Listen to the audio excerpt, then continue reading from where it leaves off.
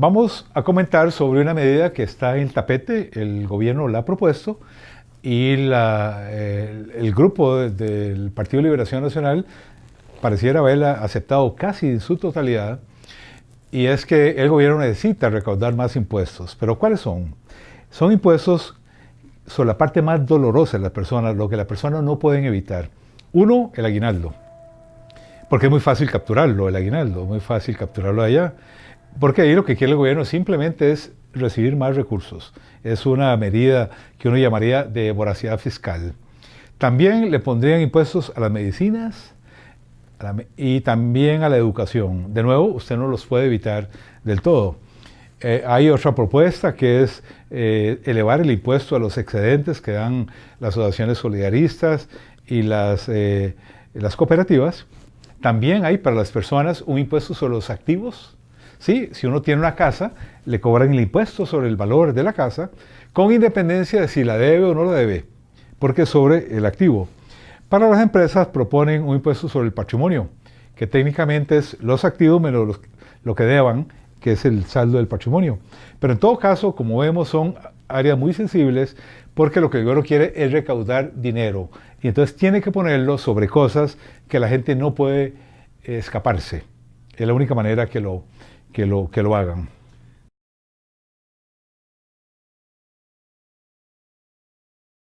Yo veo que como es tan grande, tan alta la suma que tienen que recaudar, el efecto inmediato, y eso está documentado en todos los países, de una elevación de impuestos, es que la economía cae.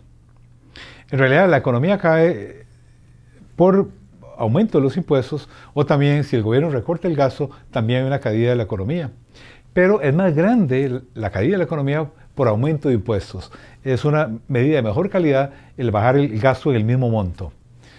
Entonces, dentro de unos 3 años, uno de los males de darle más ingresos al gobierno es que el gobierno no va a tener mucha presión para controlar gasto, porque si ya leemos los ingresos, no tiene ninguna razón para controlarlo. Entonces, lo que podría pasar es que de aquí a 5 años tengamos no solo impuestos más altos, sino también gastos igualmente altos y endeudamiento del gobierno igualmente alto. Eso en la jerga internacional lo llaman tax and spend, que es ponga más impuestos para poder gastar más. Entonces eso sería muy lesivo a la economía, porque no se logra lo que uno quería, que era bajar el déficit, sino que lo que hizo es cargarle más. Entonces una economía así lo que hace al tener un Estado tan pesado es que tendría tasas de crecimiento muy bajas. Y de nuevo, tasas de crecimiento bajas significa empleo, poca creación de empleo, más desempleo para el país.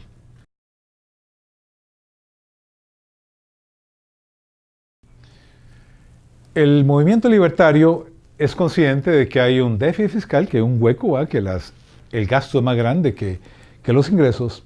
Entonces lo que nosotros proponemos es actuar donde está el mal. El mal es en el gasto alto.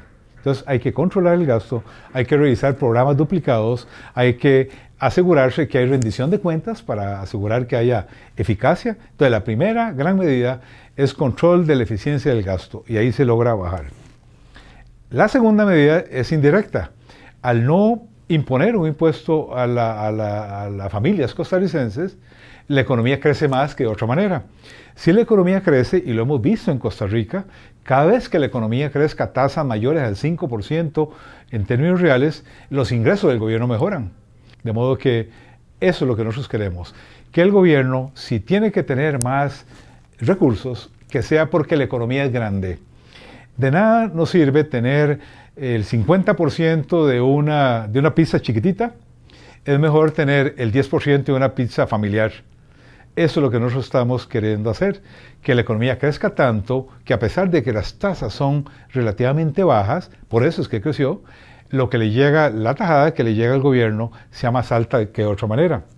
Inclusive ha habido una discusión en Costa Rica de elevar la asignación para la educación pública de un 6% al 8% del Producto Interno Bruto, del PIB.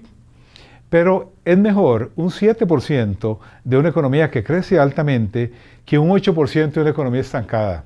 Es fácilmente hacer el cálculo de eso. De modo que nosotros a lo que apostamos es que la economía activa no solo beneficia a los trabajadores porque tiene más trabajo, sino que también al propio fisco. Esa es la forma de resolver los problemas fiscales de manera sostenible. Ya es hora.